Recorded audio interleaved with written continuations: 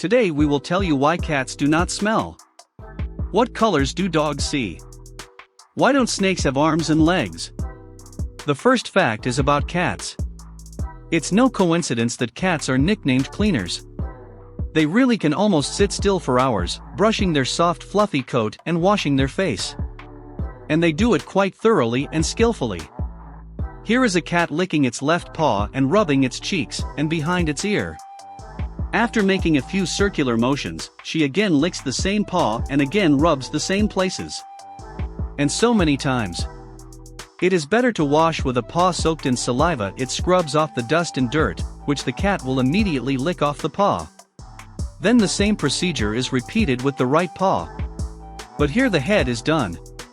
The cat changes its pose, extends up its hind leg and licks the hair on it. She bends over, she licks her belly, her side, the back of her rump.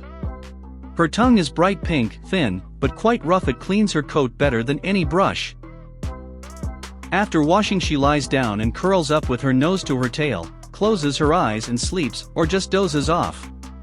As a result of careful body care, cats do not smell almost anything. This is very important during the hunt. When a cat is hunting for mice, if a cat had emitted the smell, the mouse would have smelled it from afar and not come out of its burrow. The cleanliness of cats is also expressed by the fact that they are accustomed to leave their feces in a certain place.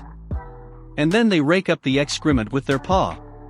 This is their program of behavior, not to leave traces behind, by which the enemy could detect them. Second fact, what colors do dogs see? Dogs, like most other mammals, do not have color vision. As far back as 1909, it was established that dogs do not distinguish colors, but only respond to the degree of brightness, in other words, suffer from color blindness. Later there were reports that a small percentage of hunting dogs, as if they could distinguish some colors of the spectrum. However, at the end of 1969, an explanation was printed in a special consultation, from which it follows that dogs have achromatic vision and see the world around them only in black and white. In other words, they see color images in gray tones. Only the intensity of gray will be different for them. Yellow will seem light gray to them, orange and blue will seem somewhat darker, and red, green, and purple will seem dark gray, almost black.